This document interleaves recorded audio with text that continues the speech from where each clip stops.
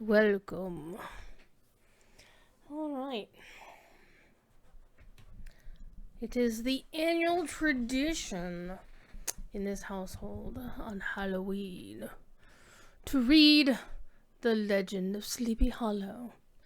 Now, the ground rule when it comes to doing dramatic readings is you have to either have the consent of the holder of the copyright, or it has to be something that's in the public domain. There is a wonderful stream series that's currently on hiatus. Makes me very sad that it is, but understandable. Called Brunch with the Bard, that started from the premise of a bunch of anime and video game voice actors and actresses reading Shakespeare and other public domain plays, and oh my god, it was so much fun. However, for the past few years, before Brunch with the Bard, I have been reading this every Halloween because it's the one thing I really like doing on Halloween, is reading and seeing if my voice holds out. Drinking Pepsi is probably not the way to help with that. However, I would like to thank Eldoleth for the 38-month resub. Hello! So, whether I get this done by 10 o'clock is another question entirely, because that's generally when I have something to do most evenings. I may not have something to do at 10 o'clock. It depends on if I get a message. Anyhow, let us begin. Now, before we begin, though, you can read... I will actually link my copy of the book in chat. This is available, as it says over here, on Project Gutenberg for free, because again, this is public domain. And thank you to the fine folks at Project Gutenberg for all the wonderful stuff you do.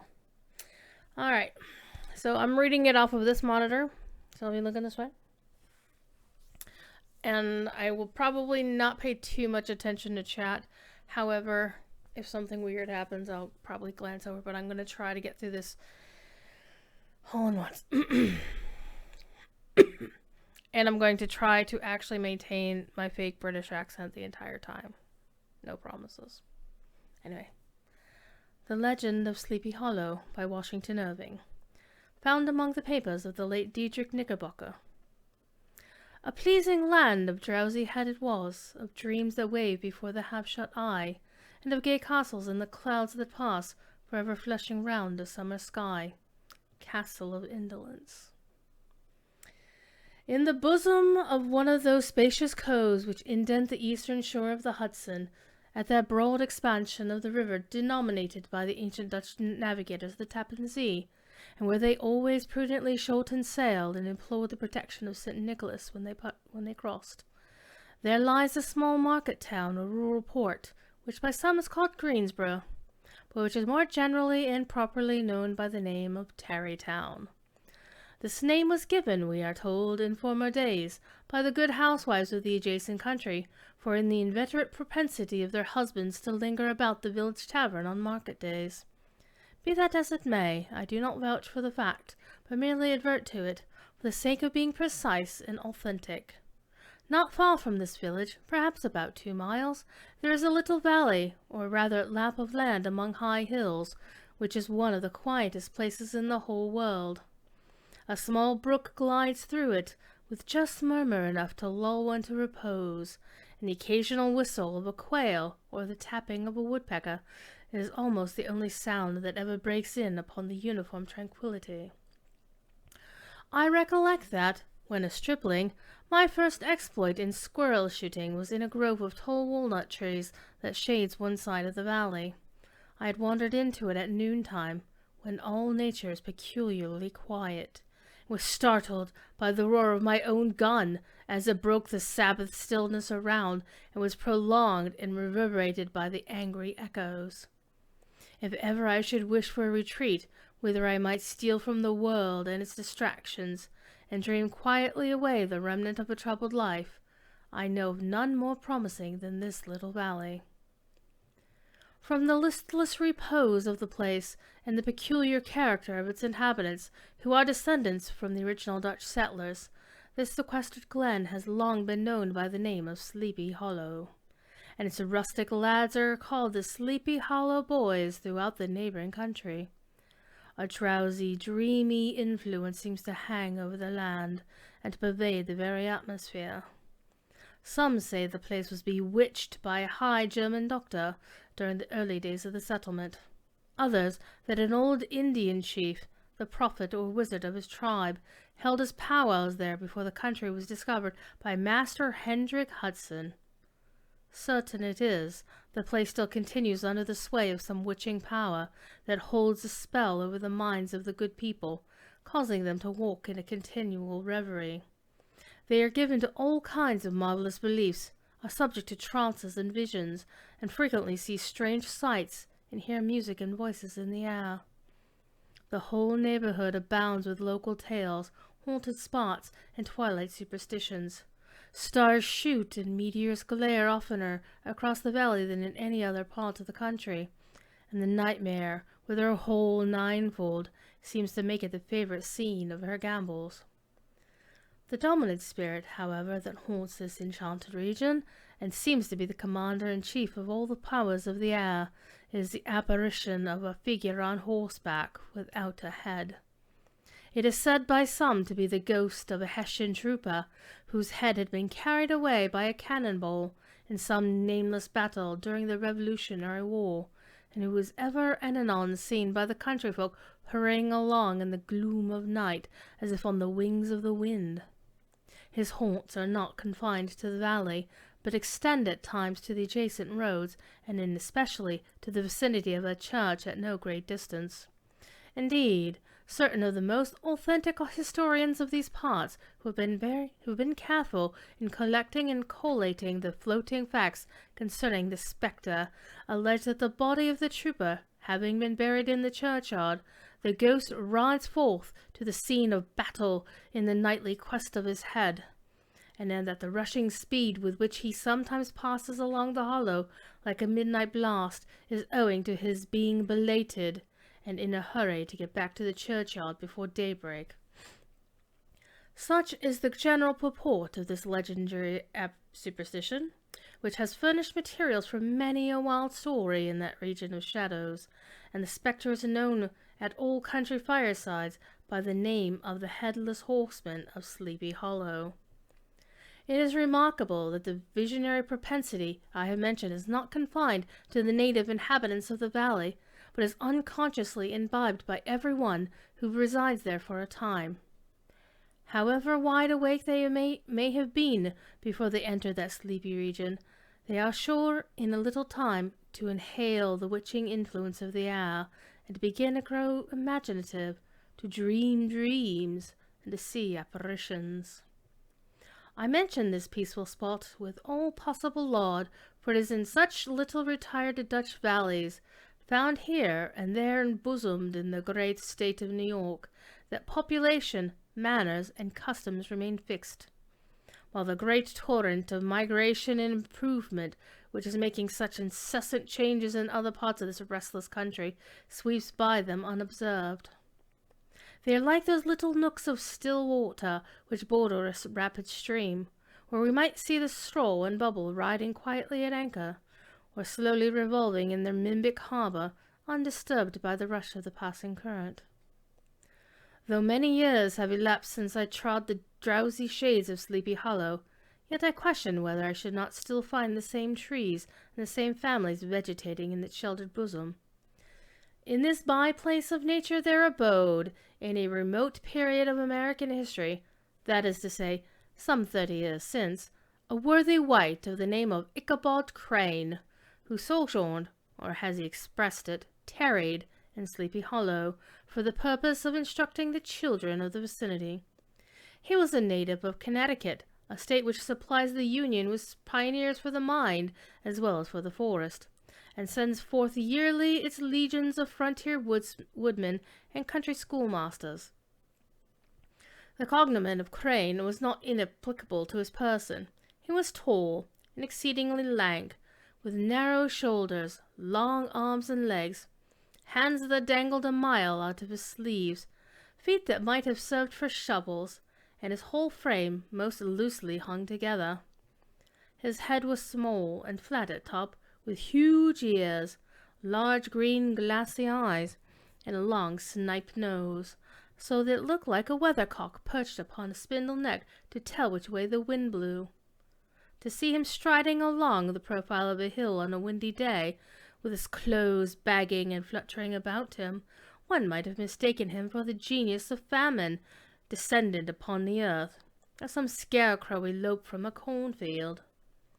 His schoolhouse was a low building of one large room, rudely constructed of logs, the windows partially glazed, and partly patched with leaves of old copybooks. It was most ingeniously secured at vacant hours by a withe twisted in the handle of the door, and stakes set against the window shutters, so that though a thief might get in with all perfect ease, he would find some embarrassment in getting out, an idea most probably borrowed by the architect Jost van Houten from the Mystery of an Eel Pot. The schoolhouse stood in a rather lonely but pleasant situation, just at the foot of a woody hill, with a brook running close by, and a formidable birch tree growing at one end of it. From hence the low murmur of his pupils' voices, conning over their lessons, might be heard on a drowsy summer's day, like the hum of a beehive, interrupted now and then by the authoritative voice of the master, in the tone of menace or command, or, peradventure, by the appalling sound of the birch, as he urged some tardy loiterer upon the flowery path of knowledge. Truth to say, he was a conscientious man, and ever bore in mind the golden maxim, spare the rod and spoil the child. Ichabod Crane's scholars were certainly not spoiled. I would not have it imagined, however, that he was one of those cruel potentates of the school whose joy was in the smart of the subjects. On the contrary, he administered justice with discrimination rather than severity, taking the burden off the backs of the weak and laying it on those of the strong. Your mere puny stripling that winced at the least flourish of the rod was passed by with indulgence, but the claims of justice were satisfied by inflicting a double portion on some tough, wrong-headed, broad-skirted Dutch urchin who sulked and swelled and grew dogged and sullen beneath the birch. All this he called doing his duty by the parents, and he never inflicted a chastisement without following it by the assurance, so conciliatory to the smarting urchin, that he would remember it and thank him for it the longest day he had to live.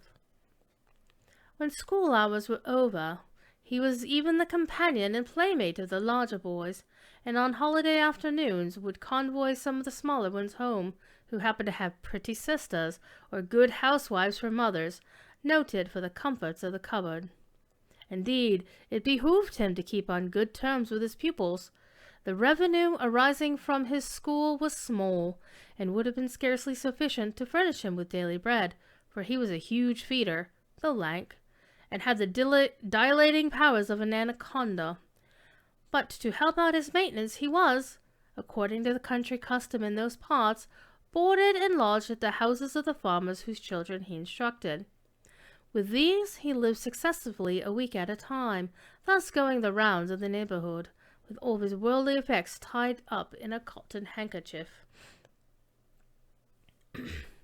That all this might not be too onerous on the purses of his rustic patrons, who were apt to consider the cost of schooling a grievous burden, and schoolmasters as mere drones, he had various ways of rendering himself both useful and agreeable.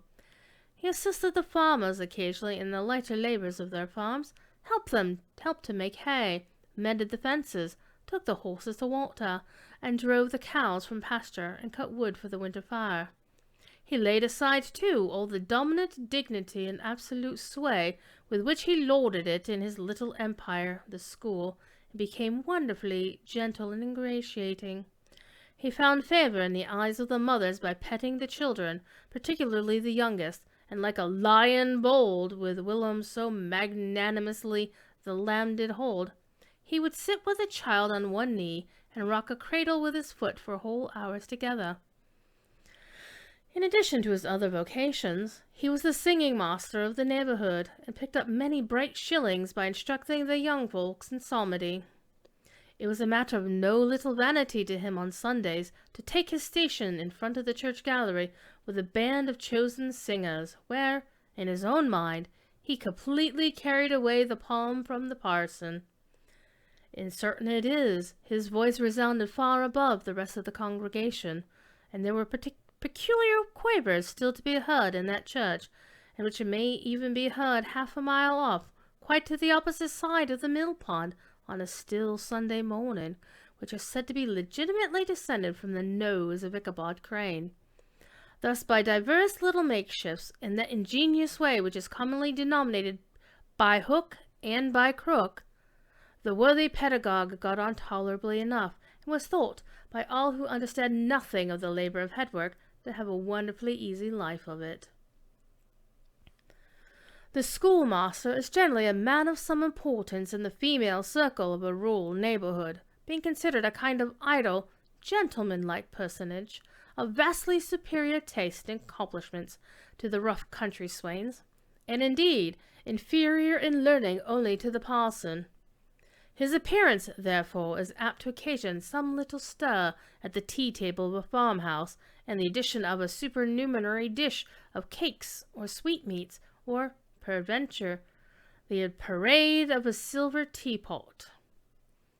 Our man of letters, therefore, was peculiarly happy in the smiles of all the country damsels. How he would figure among them in the churchyard, between services on Sundays, gathering grapes for them from the wild vines that overran the surrounding trees, reciting for their amusement all the epitaphs on the tombstones, or sauntering, with a whole bevy of them, along the banks of the adjacent mill pond, while the more bashful country bumpkins hung sheepishly back, envying his superior elegance and address. From his half-itinerant life, also, he was a kind of travelling gazette, carrying the whole budget of local gossip from house to house, so that his appearance was always greeted with satisfaction. He was, moreover, esteemed by the women as a man of great erudition, for he had read several books quite through, and was a perfect master of Cotton Mather's History of New England Witchcraft, which, by the way, he most firmly and potently believed.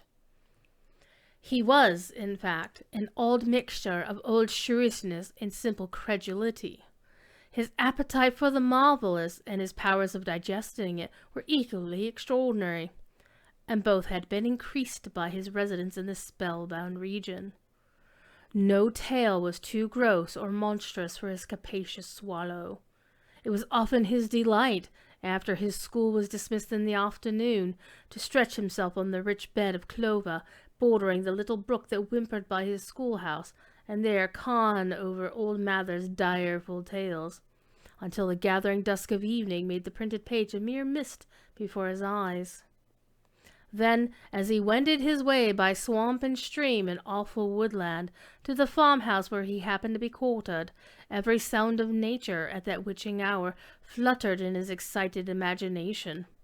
The moan of the whippoorwill from the hillside, the boding cry of the tree-toad, that harbinger of storm, the dreary hooting of the screech-owl, or the sudden rustling in the thicket of birds frightened from their roost.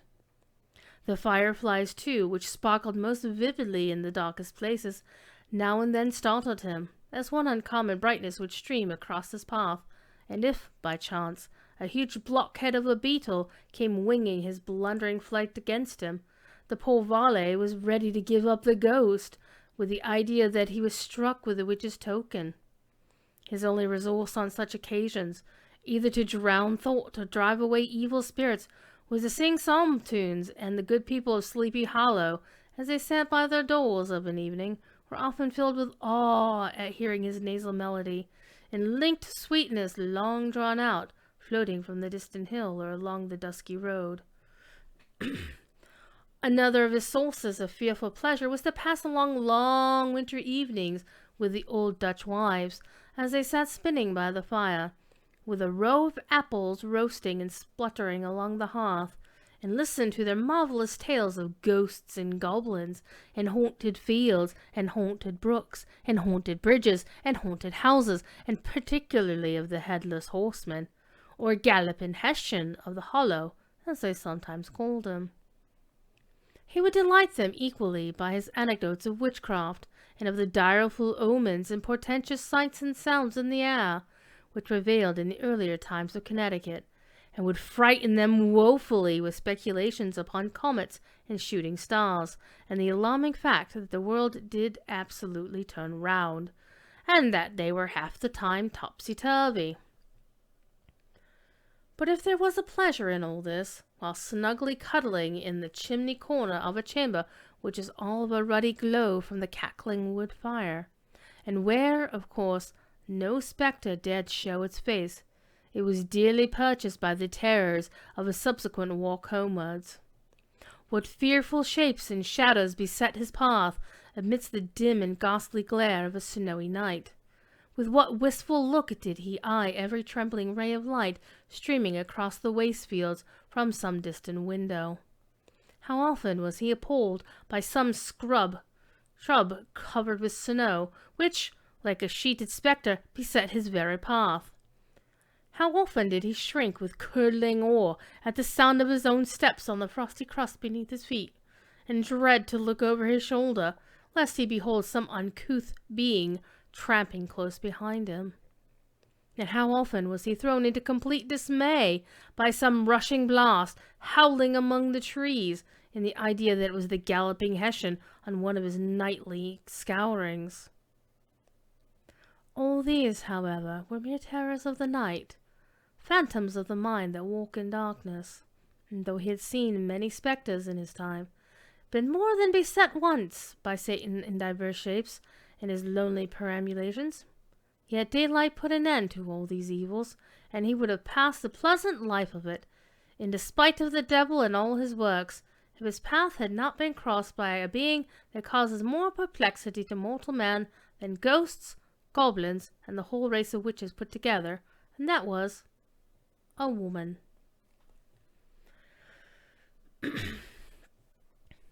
Among the musical disciples who assembled one evening in each week to receive his instruction in psalmody was Katrina van Tassel, the daughter and only child of a substantial Dutch farmer. She was a blooming lass of fresh 18, plump as a partridge, ripe and melting and rosy-cheeked as one of her father's peaches, and universally famed, not merely for her beauty, but her vast expectations. She was withal a little of a coquette, and might be perceived even in her dress, which was a mixture of ancient and modern fashions, as most suited to set off her charms. She wore the ornaments of pure yellow gold, which her great-great-grandmother had brought over from Sodom, the tempting stomacher of the olden time, and withal a provokingly short petticoat, displayed the prettiest foot and ankle in the country round. Ichabod Crane had a soft and foolish heart toward the sex, and it is not to be wondered at so tempting a morsel soon found favour in his eyes, more especially after he had visited her in her paternal mansion. Old Baltus Van Tassel was a perfect picture of a thriving, contented, liberal-hearted farmer. He seldom, it is true, sent either his eyes or his thoughts beyond the boundaries of his own farm, but within those everything was snug, happy, and well-conditioned. He was satisfied with his wealth, but not proud of it, and piqued himself upon the hearty abundance rather than the style in which he lived. His stronghold was situated on the banks of the Hudson, in one of those green, sheltered, fertile nooks in which the Dutch farmers were so fond of nestling. A great elm tree spread its broad branches over it, at the foot of which bubbled up a spring of the softest and sweetest water, in a little well formed of a barrel, and then stole sparkling away through the grass to a neighbouring brook that babbled along among the alders and dwarf willows. Hard by the farmhouse was a vast barn that might have served for a church, every window and crevice of which seemed bursting forth with the treasures of the farm. The flail was busily resounding within it from morning to night. Swallows and martins skimmed twittering about the eaves, and rows of pigeons, some with one eye turned up, as if watching the weather, some with their heads under their wings or buried in their bosoms, and others swelling and cooing and bowing about their dames, or enjoying the sunshine on the roof.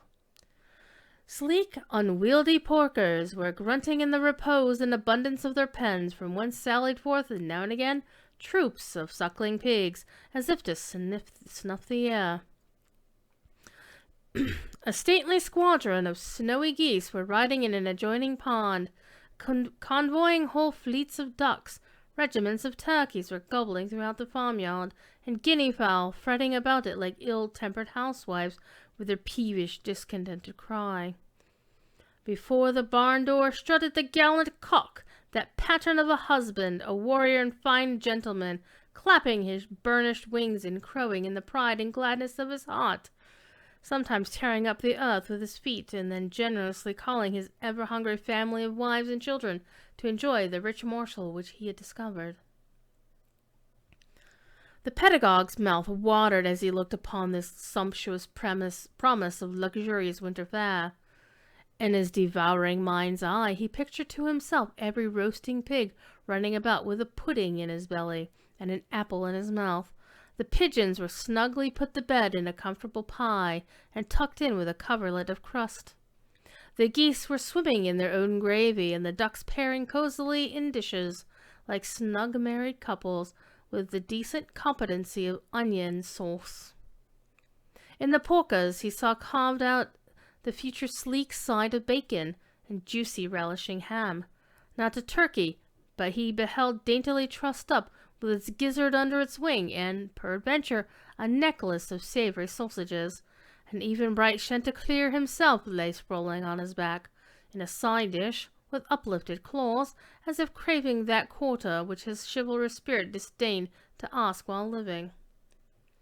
As the enraptured Ichabod fancied all this, as he rolled his great green eyes over the fat meadow lands, the rich fields of wheat, of rye, of buckwheat, and Indian corn, and the orchards burdened with ruddy fruit, which surrounded the warm tenement of Van Tassel, his heart yearned after the damsel who was to inherit these domains, and his imagination expanded with the idea how they might be readily turned into cash, and the money invested in immense tracts of wild land and shingle palaces in the wilderness. Nay, his busy fancy had already realized his hopes, and presented to him the blooming Katrina, with a whole family of children, mounted on the top of a wagon loaded with household trumpery, with pots and kettles dangling beneath. And he beheld himself bestriding a pacing mare, with a colt at her heels, setting out for Kentucky, Tennessee, or the Lord knows where.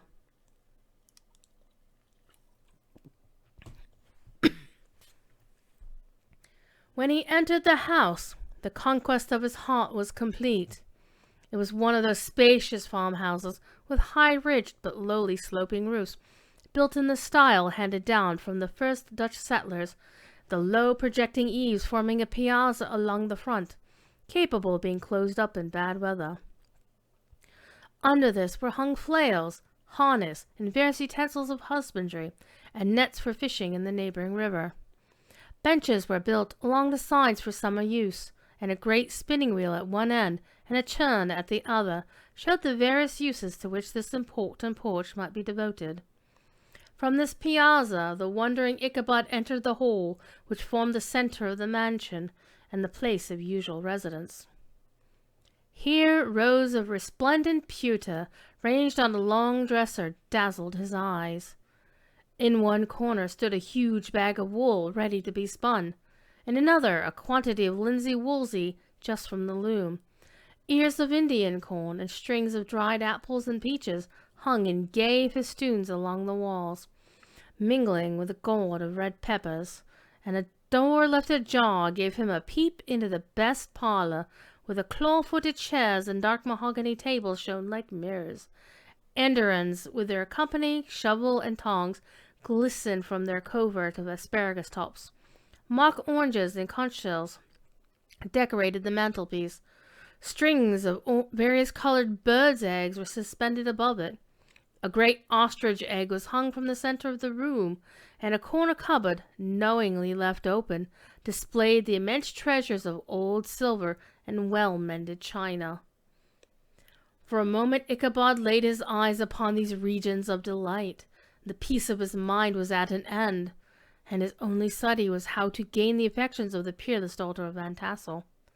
In this enterprise, however, he had more real difficulties than generally fell to the lot of a knight-errant of yore, who seldom had anything but giants, enchanters, fiery dragons, and such like easily conquered adversaries to contend with, and had to make his way merely through the gates of iron and brass, walls of adamant, to the castle keep where the lady of his heart was confined, all which he achieved as easily as a man could carve his way to the centre of a Christmas pie, and then the lady gave him her hand as a matter of course. Ichabod, on the contrary, had to win his way to the heart of a country coquette, beset with a labyrinth of whims and caprices, which were forever presenting new difficulties and impediments, and he had to encounter a host of fearful adversaries of real flesh and blood, the various rustic admirers who beset every portal to her heart, keeping a watchful and angry eye upon each other, but ready to fly out in the common cause against any new competitor. Among these, the most formidable was a burly, roaring, roistering blade by the name of Abraham, or, according to the Dutch abbreviation, Brom van Brunt, the hero of the country round, which rang with his feats of strength and hardihood. He was broad-shouldered and double-jointed, with short curly black hair, and a bluff but not unpleasant countenance, having a mingled air of fun and arrogance. From his Herculean frame and great powers of limb, he had received the nickname of Brom Bones, by which he was universally known. He was famed for great knowledge and skill in horsemanship, being as dexterous on the horseback as a Tartar. He was foremost at all races and cockfights, and with the ascendancy which bodily strength always acquires in rustic life, was the umpire in all disputes, setting his hat on one side and giving his decisions with an air and tone that admitted no gainsay or appeal. He was always ready for either a fight or a frolic, but had more mischief than ill will in his composition, and with all his overbearing roughness, there was a strong dash of waggish good humour at bottom. He had 3 or 4 boon companions who regarded him as their model, and at the head of whom he scoured the country, attending every scene of feud or merriment for miles round. In cold weather he was distinguished by a fur cap, surmounted with a flaunting fox's tail, and when the folks at country gathering descried this well-known crest at a distance, whisking about among a squad of hard riders, they always stood by for a squall. Sometimes his crew would be heard dashing along past the farmhouses at midnight with a whoop and a halloo, like a troop of Don Cossacks, and the old dames, startled out of their sleep, would listen for a moment till the hurry-scurry had clattered by, and then exclaim, "Aye, there goes Brom Bones and his gang." The neighbors looked upon him with a mixture of awe, admiration, and goodwill, and when any madcap prank or rustic brawl occurred in the vicinity, always shook their heads and warranted Brom Bones was at the bottom of it. This rantipole hero had for some time singled out the blooming Katrina for the object of his uncouth gallantries, and though his amorous toyings were something like the gentle caresses and endearments of a bear, yet it was whispered that she did not altogether discourage his hopes. Certain it is, his advances were signals for rival candidates to retire, who felt no inclination to cross a line in his amours, insomuch that when his horse was seen tied to Van Tassel's paling on a Sunday night, a sure sign that his master was courting, or, as it is termed, sparking within, all other suitors passed by in despair, and carried the war into other quarters. Such was the formidable rival with whom Ichabod Crane had to contend, and, considering all things, a stouter man than he would have shrunk from the competition, and a wiser man would have despaired. He had, however, a happy mixture of pliability and perseverance in his nature. He was in form and spirit like a supplejack, yielding but tough. Though he bent, he never broke. Though he bowed beneath the slightest pressure, yet, the moment it was away, jerk! He was erect and carried his head as high as ever. To have taken the field openly against his rival would have been madness, for he was not the man to be thwarted in his amours any more than that stormy lover Achilles. Ichabod, therefore, made his advances in a quiet and gently insinuating manner. Under the cover of his character of singing master, he made frequent visits at the farmhouse. Not that he had anything to apprehend from the meddlesome interference of parents, which is so often a stumbling block in the path of lovers. Bald Van Tassel was an easy, indulgent soul. He loved his daughter better even than his pipe, and like a reasonable man and an excellent father, let her have her way in everything.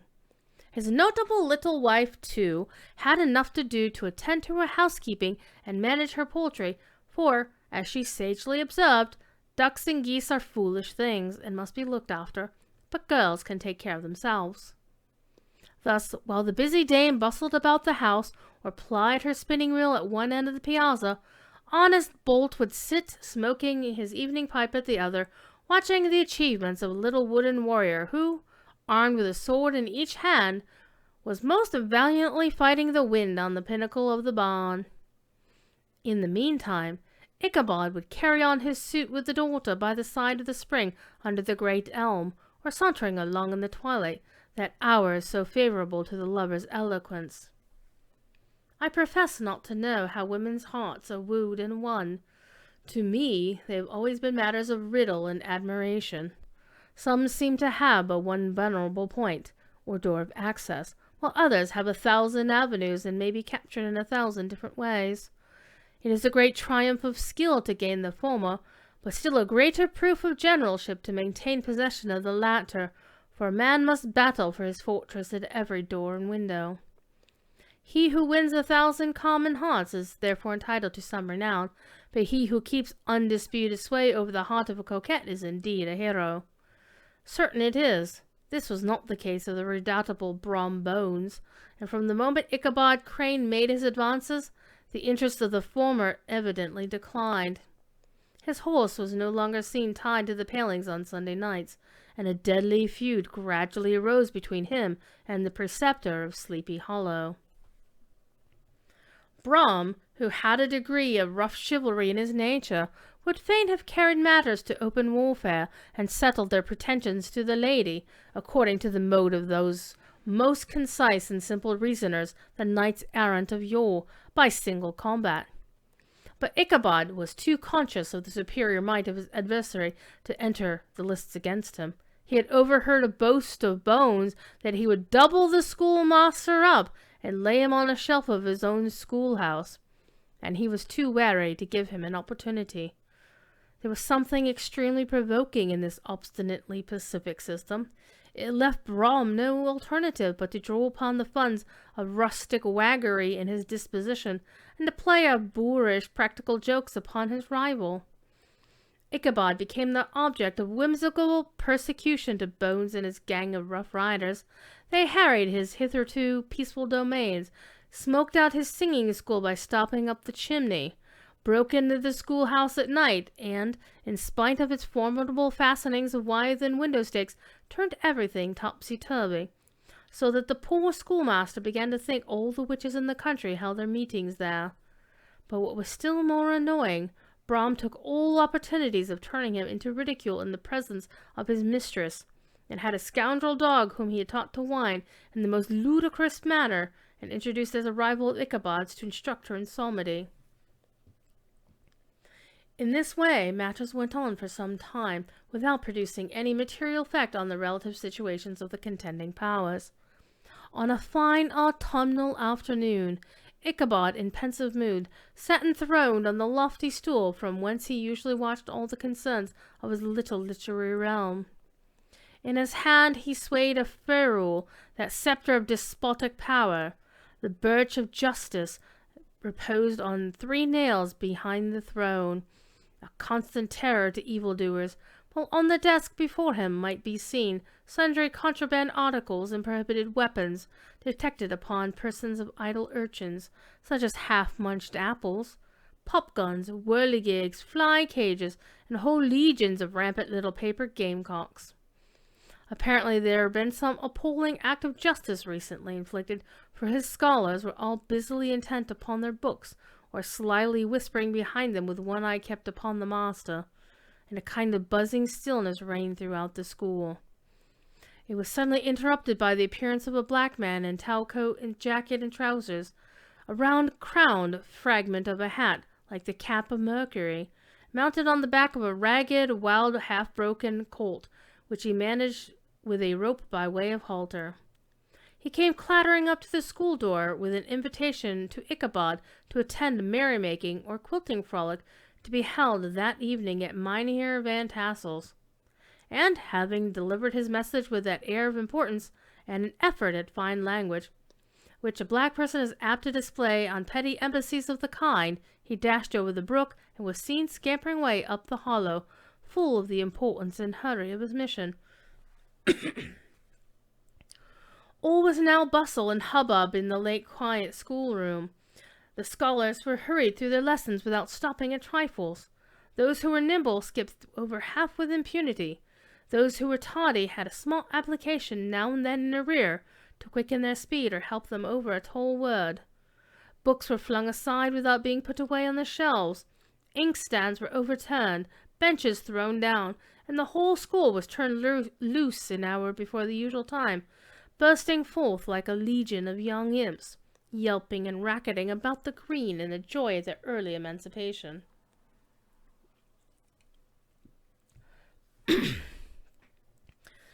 The gallant Ichabod now spent at least an extra half-hour at his toilet, brushing and furbishing up his best, indeed only suit of rusty black, and arranging his locks by a bit of broken looking-glass that hung up in the schoolhouse.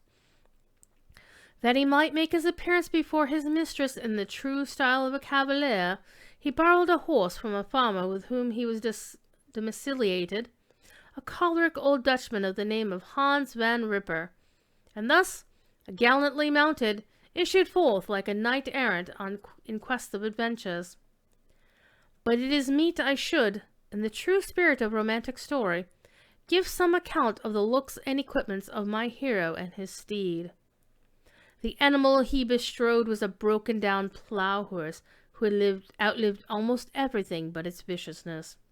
He was gaunt and shagged, with a ewe neck and a head like a hammer. His rusty mane and tail were tangled and knotted about with burrs, and with one eye had lost its pupil, and was glaring and spectral, but the other had the gleam of a genuine devil in it.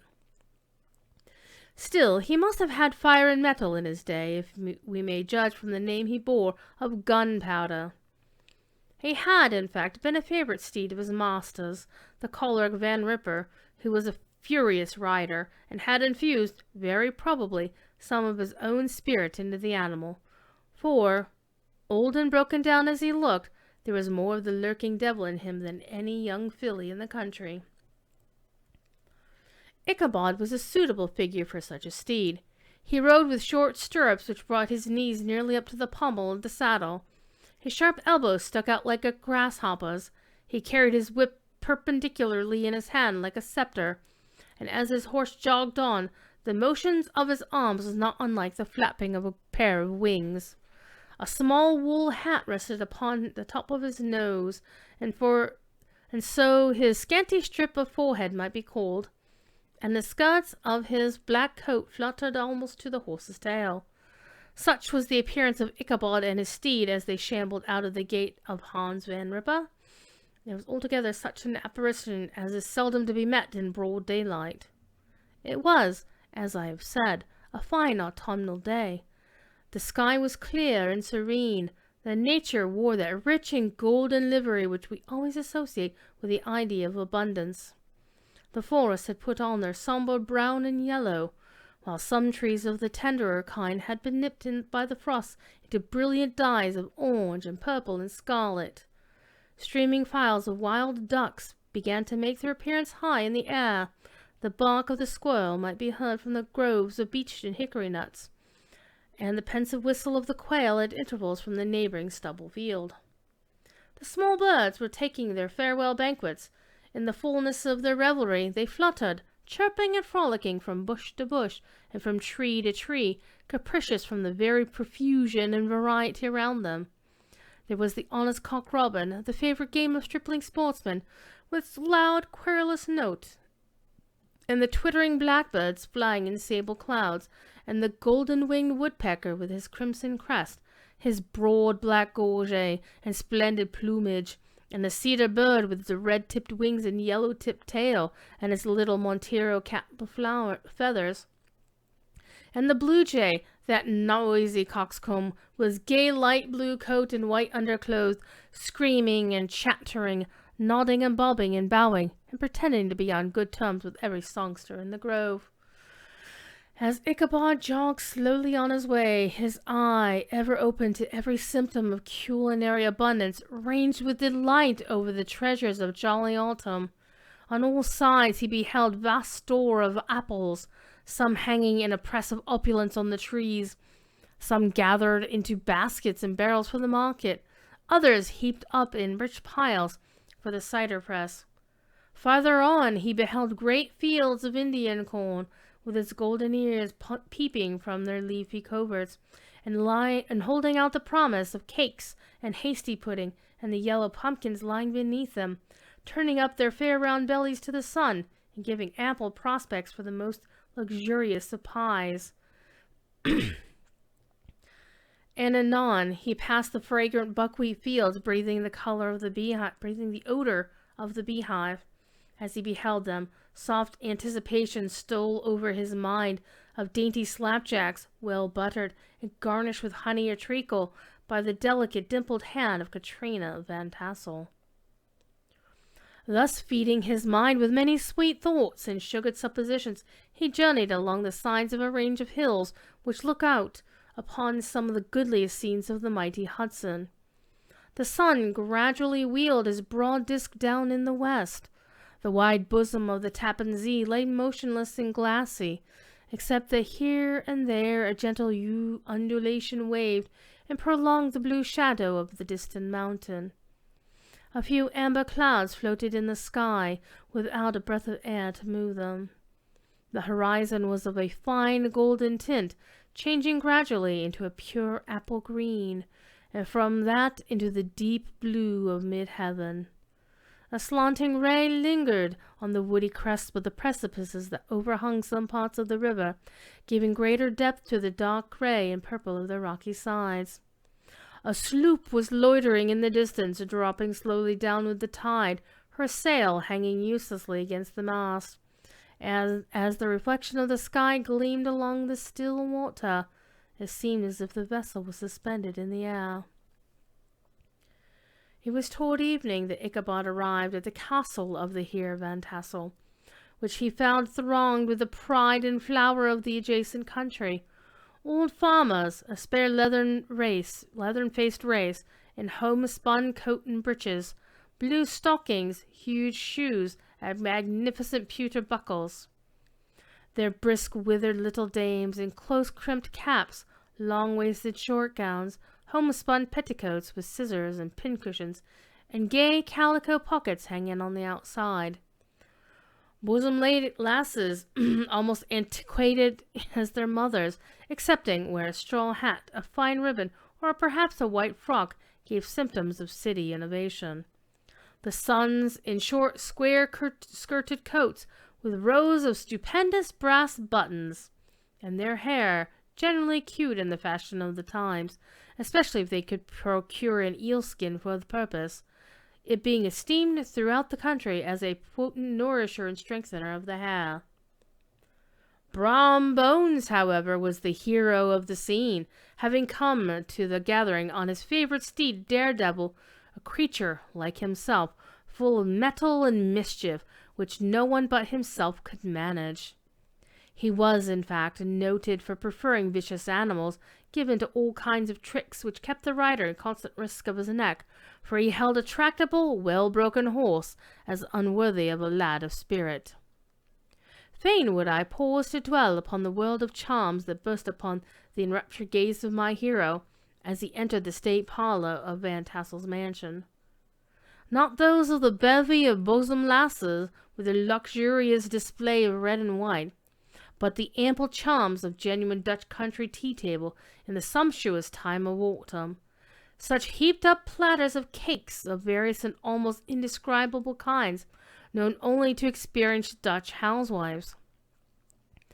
There was the dofty donut, the tender olie koek, the crisp and crumbling cruller, sweet cakes and short cakes and ginger cakes and honey cakes, and the whole family of cakes. And then there were apple pies and peach pies and pumpkin pies, besides slices of ham and smoked beef, and moreover delectable dishes of preserved plums and peaches and pears and quinces, not to mention broiled shad and roasted chickens, together with bowls of milk and cream, all mingled higgledy-piggledy, pretty much as I have enumerated them, with the motherly teapot sending up its vapour from the mist. Heaven bless the mark! I want breath and time to discuss this banquet as it deserves, and am too eager to get on with my story. Happily, Ichabod Crane was not in so great a hurry as his historian, but did ample justice to every dainty. He was a kind and thankful creature, whose heart dilated in proportion as his skin was filled with good cheer, and whose spirits rose with eating as some men's do with drink. He could not help, too, rolling his large eyes around him as he ate, and chuckling with the possibility that he might one day be lord of all this scene of almost unimaginable luxury and splendor.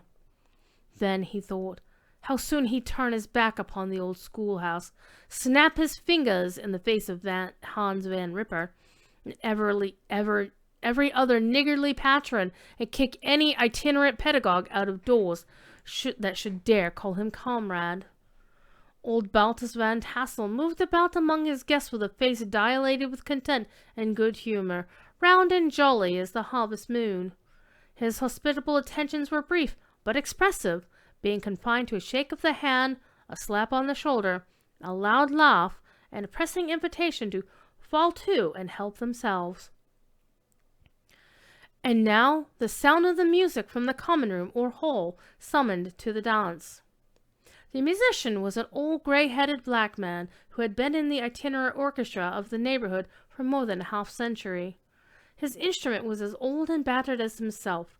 The greater part of the time he scraped on 2 or 3 strings, accompanying every movement of the bow with a motion of the head, bowing almost to the ground and stamping his foot whenever a fresh couple were about to start. Ichabod prided himself upon his dancing as much as on his vocal powers. Not a limb, not a fibre about him was idle, and to have seen his loosely hung frame in full motion, and clattering about the room, you would have thought St. Vitus himself, that blessed patron of the dance, was figuring before you in person. He was admiration of all the black people who, having gathered of all ages and sizes from the farm and the neighbourhood, stood forming a pyramid of shining black faces at every door and window, gazing with delight at the scene, rolling their white eyeballs and showing grinning rows of ivory from ear to ear. How could the flogger of urchins be otherwise than animated and joyous? The lady of his heart was his partner in the dance, and smiling graciously in reply to all of his amorous oglings, while Brom Bones, sorely smitten with love and jealousy, sat brooding by himself in one corner.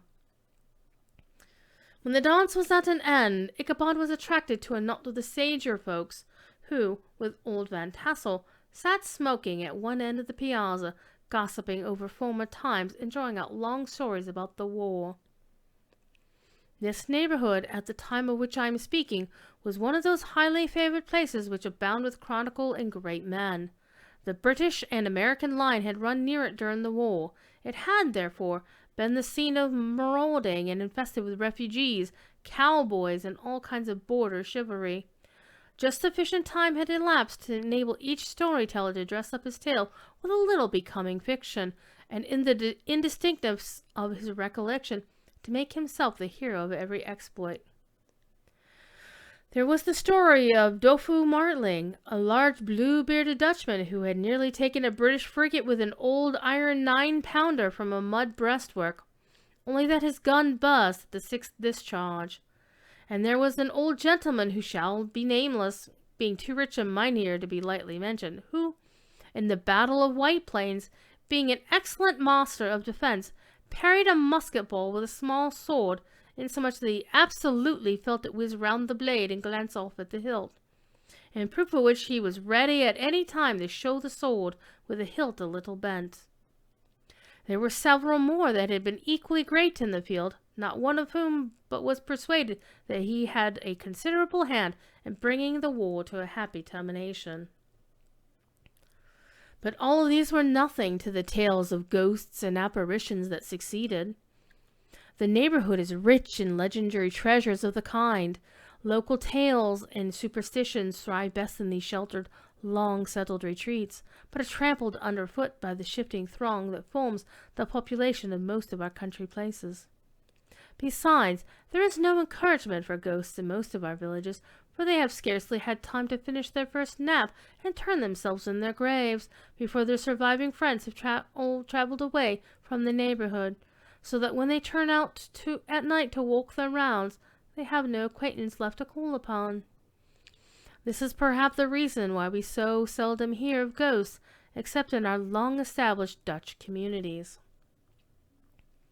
The immediate cause, however, of the prevalence of supernatural stories in these parts was doubtless owing to the vicinity of Sleepy Hollow. There was a contagion in the very air that blew from the haunted region. It breathed forth an atmosphere of dreams and fancies infecting all the land. Several of the Sleepy Hollow people were present at Van Tassel's, and as usual were doling out their wild and wonderful legends. Many dismal tales were told about funeral trains, and mourning cries and wailings heard and seen about the great tree where the unfortunate Major Andre was taken, and which stood in the neighborhood. Some mention was made also of the woman in white that haunted the dark glen at Raven Rock, and was often heard to shriek on winter nights before a storm, having perished there in the snow. The chief part of the stories, however, turned upon the favorite spectre of Sleepy Hollow, the Headless Horseman, who had been heard several times of late, patrolling the country, and it was said, tethered his horse nightly among the graves in the churchyard. The sequestered situation of this church seems always to have made it a favorite haunt of troubled spirits. It stands on a knoll, surrounded by locust trees and lofty elms, and from among which its decent, whitewashed walls shine modestly forth like Christian purity beaming through the shades of retirement. A gentle slope descends from it to a silver sheet of water bordered by high trees, between which peeps may be caught at the blue hills of the Hudson. To look upon its grass-grown yard, where the sunbeams seem to sleep so quietly, one would think that there was at least the dead might rest in peace. On one side of the church extends a wide woody dell, along which raves a large brook among broken rocks and trunks of fallen trees. Over a deep black part of the stream, not far from the church, was formerly thrown a wooden bridge. The road that led to it, and the bridge itself, were thickly shaded by overhanging trees, which cast a gloom about it, even in the daytime, but occasioned a fearful darkness at night. Such was one of the favorite haunts of the Headless Horseman, and the place where he was most frequently encountered. The tale was told of old Brouwer, a most heretical disbeliever in ghosts, how he met the horseman returning from his foray into Sleepy Hollow, and was obliged to get up behind him. Now they galloped over brush and brake, over hill and swamp, until they reached the bridge, when the horseman suddenly turned into a skeleton, threw old Brouwer into the brook, and sprang away over the treetops with a clap of thunder. The story was immediately matched by a thrice marvelous adventure of Brom Bones, who made light of the gallop in Hessian as an errant jockey.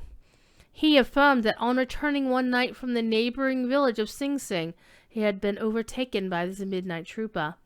That he had offered to race with him for a bowl of punch, and should have won it too, for Daredevil beat the goblin horse All Hollow, but just as they came to the church bridge, the Hessian bolted and vanished in a flash of fire.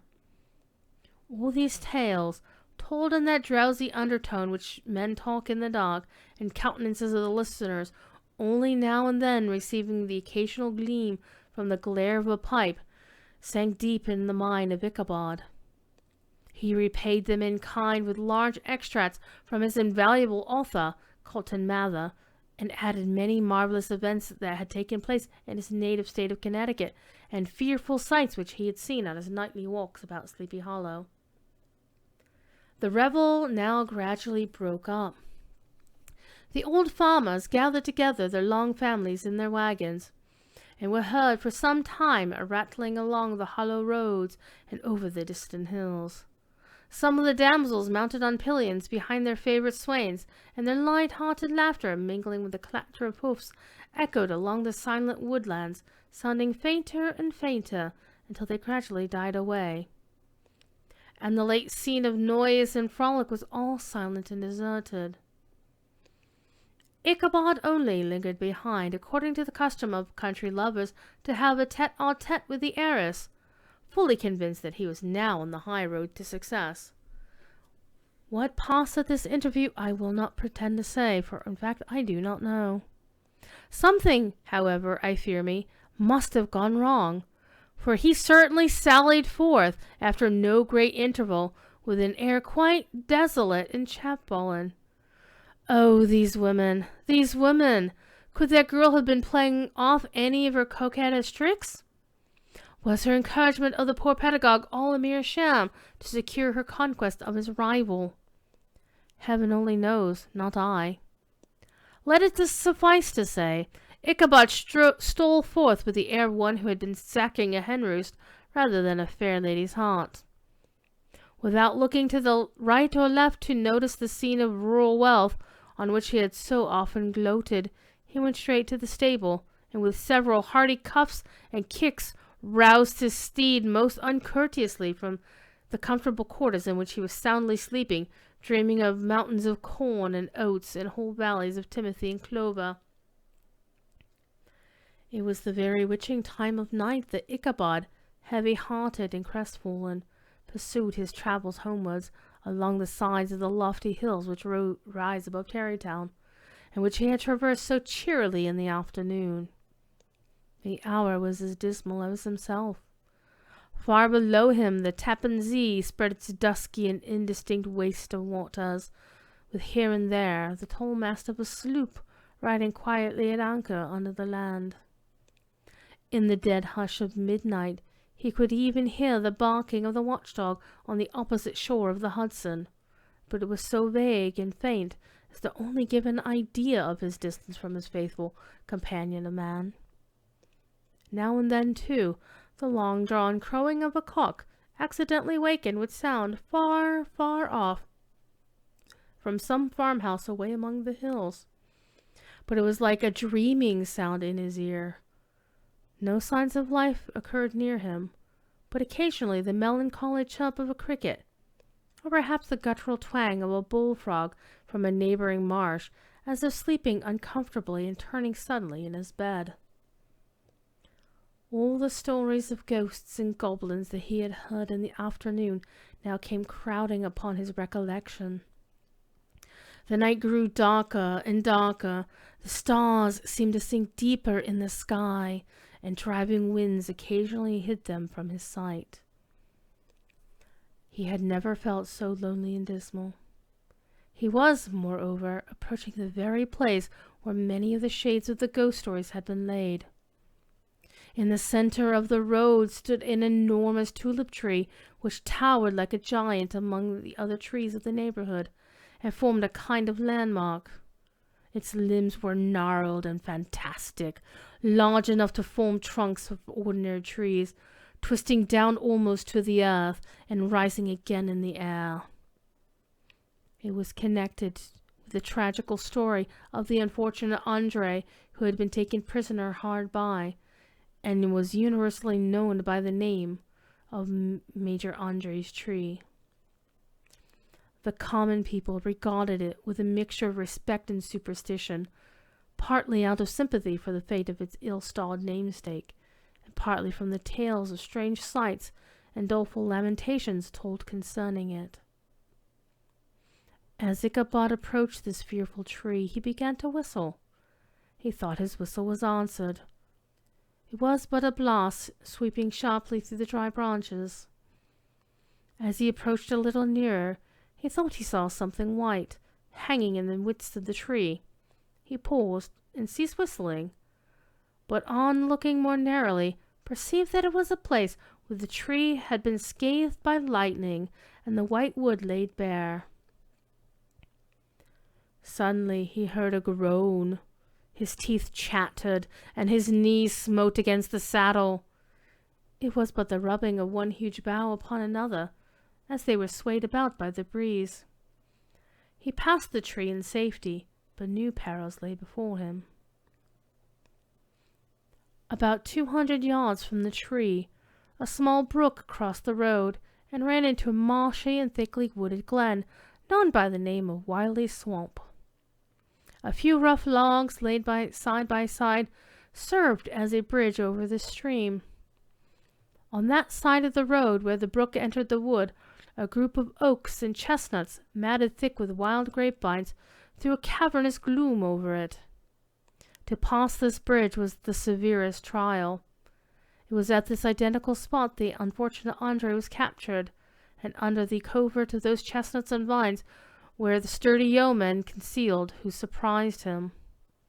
This has ever since been considered a haunted stream, and fearful are the feelings of the schoolboy who has to pass it alone after dark.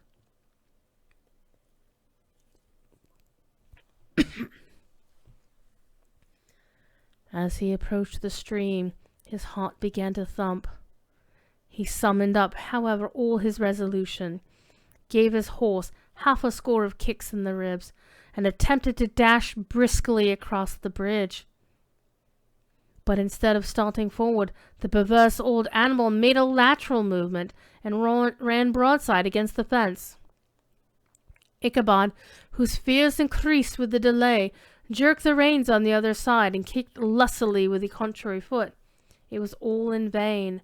His steed started, it is true, but it was only to plunge to the opposite side of the road into a thicket of brambles and alder bushes.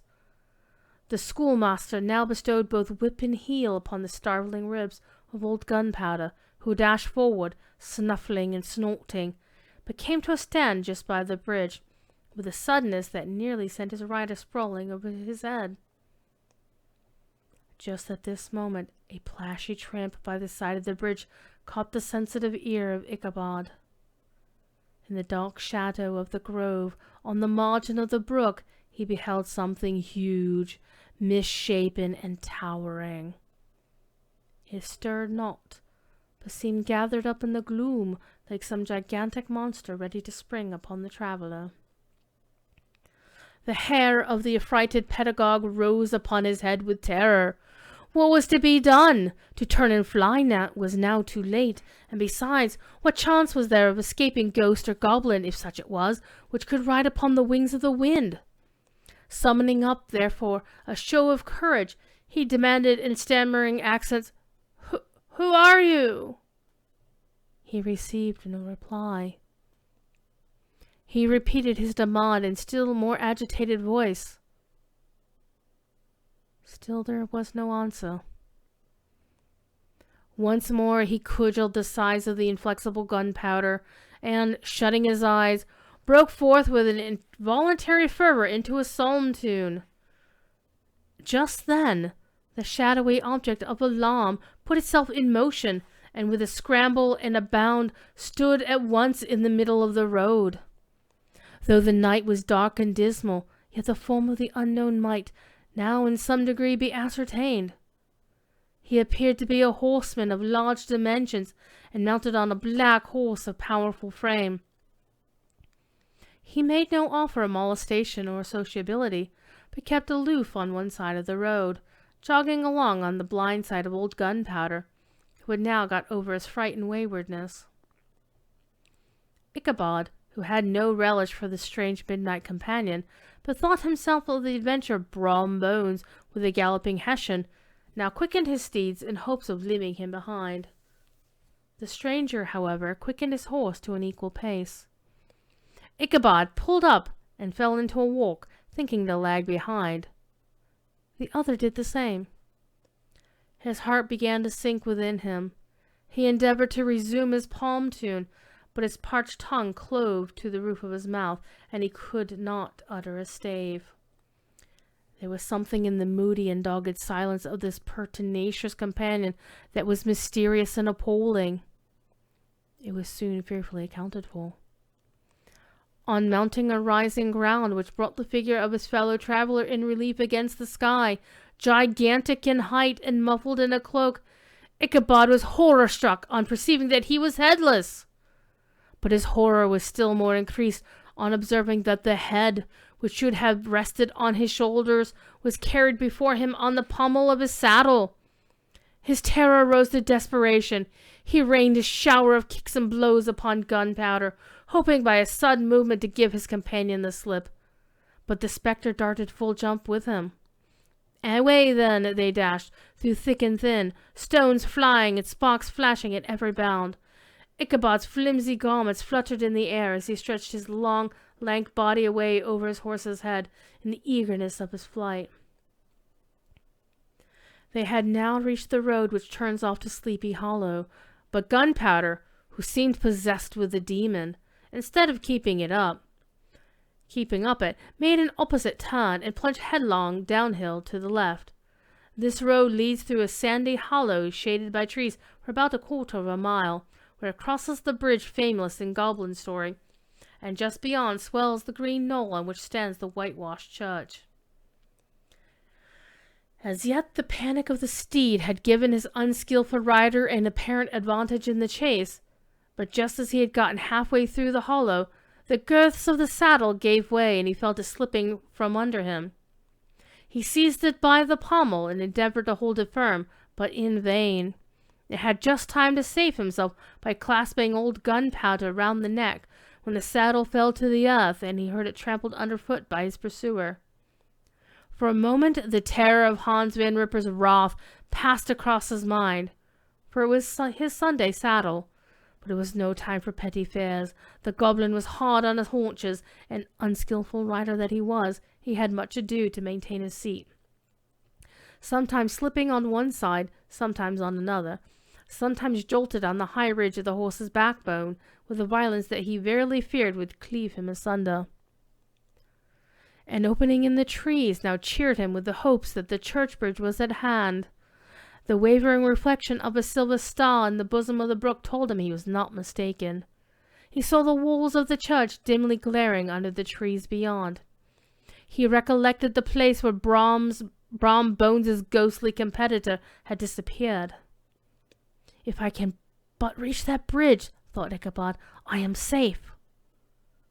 Just then he heard the black steed panting and blowing close behind him. He even fancied that he felt its hot breath. Another convulsive kick in the ribs, and old Gunpowder sprang upon the bridge. He thundered over the resounding planks. He gained the opposite side, and now Ichabod cast a look behind to see if his pursuer would vanish, according to rule, in a flash of fire and brimstone. Just then he saw the goblin rising in his stirrups, and in the very act of hurling his head at him. Ichabod endeavored to dodge the horrible missile, but it was too late. It encountered his cranium with a tremendous crash, and he tumbled headlong into the dust, and Gunpowder, the black steed, and the goblin rider passed by like a whirlwind.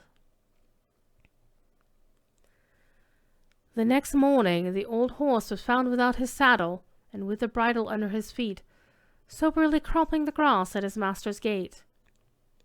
Ichabod did not make his appearance at breakfast. Dinner hour came, but no Ichabod. The boys assembled in the schoolhouse and strolled idly about the banks of the brook, but no schoolmaster. Hans Van Ripper now began to feel some uneasiness about the fate of poor Ichabod and his saddle.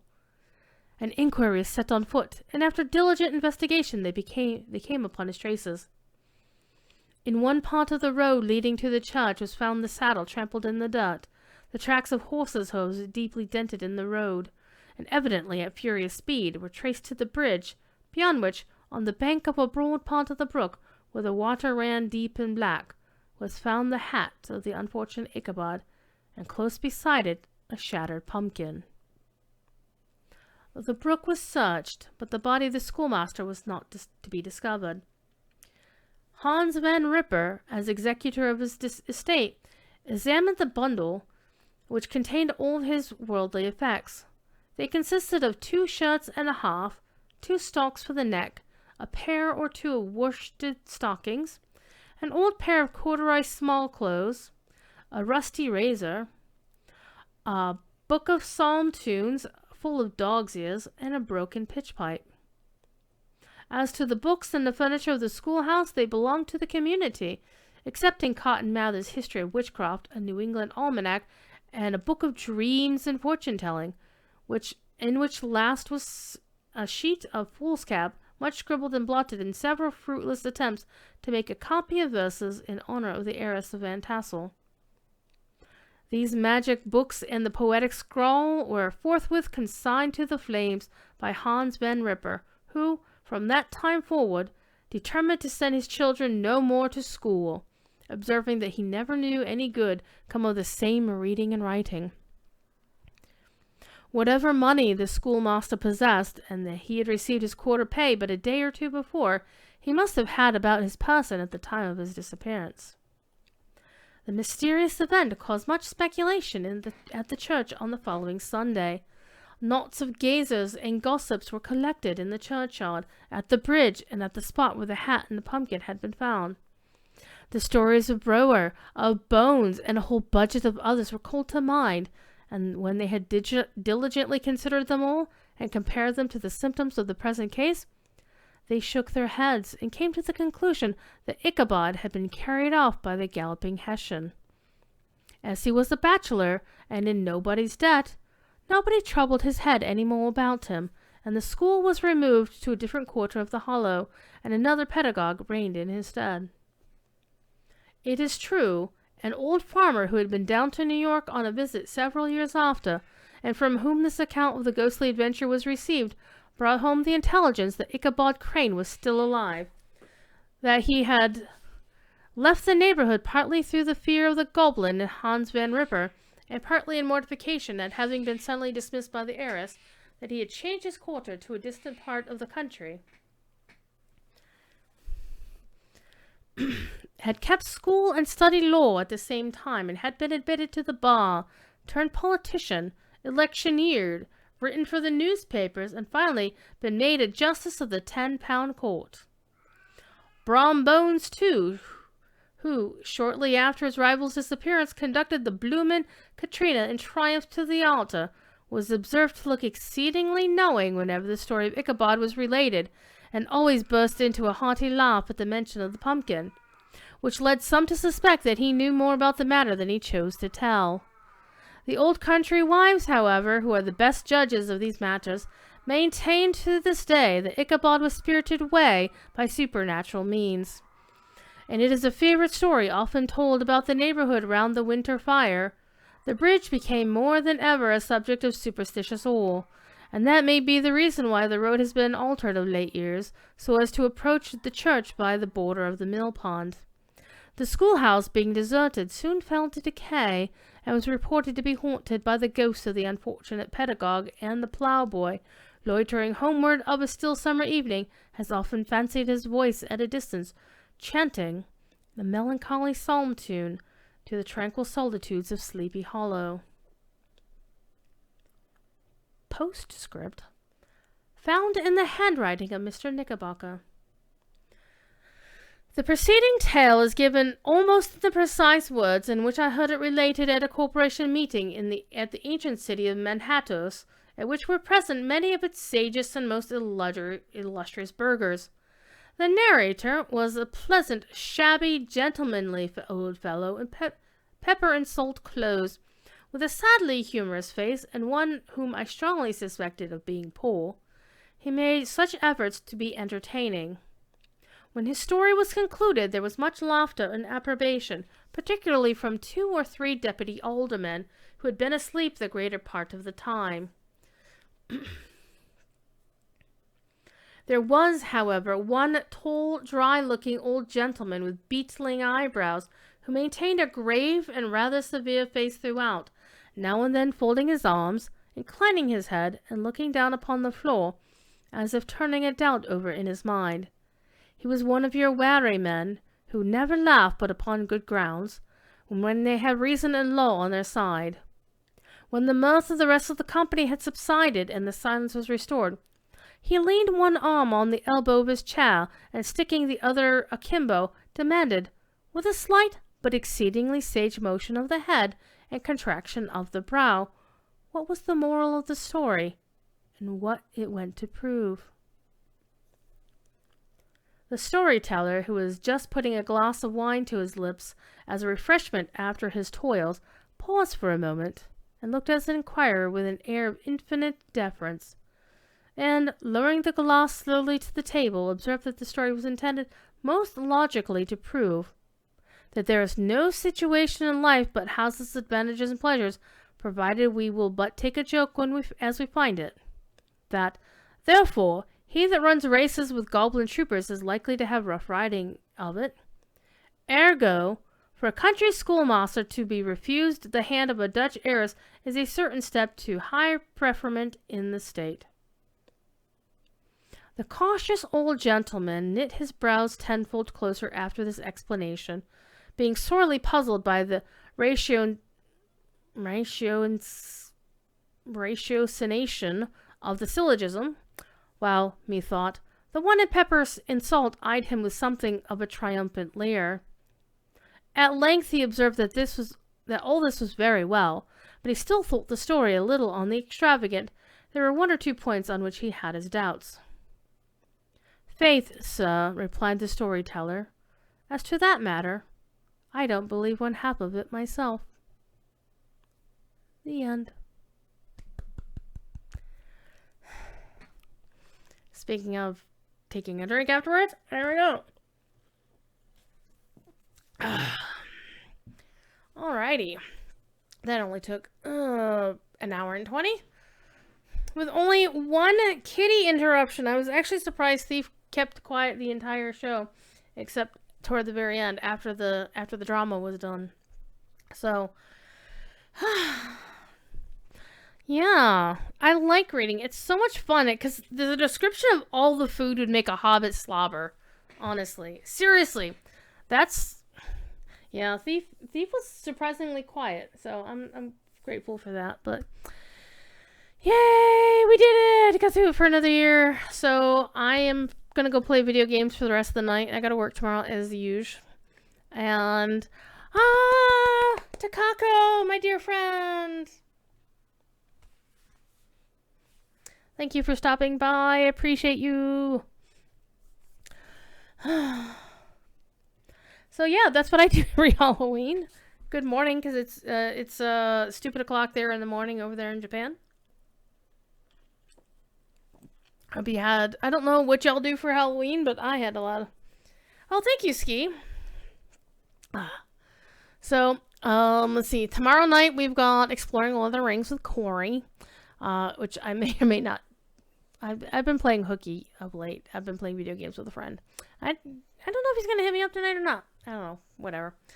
Anyhow, I'm going to go play video games, and we've got Corey streams all week long, except he's not doing Grifflet on Friday.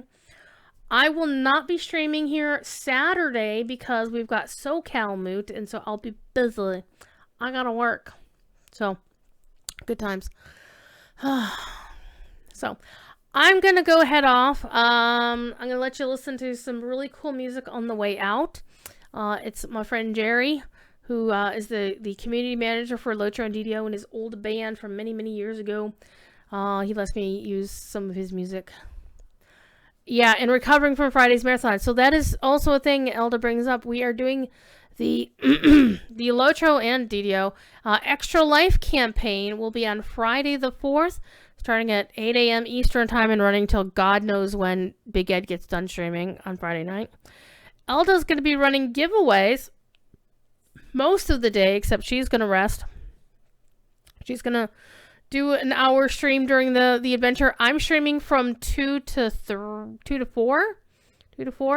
Basically, straddling part of Corey's time and part of my time, because Corey's not streaming. So Cordovan's taking like the first half of Corey's time, and I'm taking the second half, so whatever. And we're going to raise money to help kids. It's going to be cool. It's what we do every year with the Lotro stream team and the DDO stream team. I don't even know when the DDO stream is. I should ask Jerry about that. Anyhow, it's time for me to go. Thank you all for being here. Thank you for listening. I hope my English accent wasn't too terrible. I know it was slipping in certain places, but it's not my native accent. And yay. Joe's a tired little monster. Oh my goodness. Oh, thank you, Ski. You're such a sweetheart, as always. Alright, I'm gonna go head out and play video games and rest my voice for the rest of the night. And I will see you all when I see you. I'll be on the Lotro stream on Friday. Peace. Button.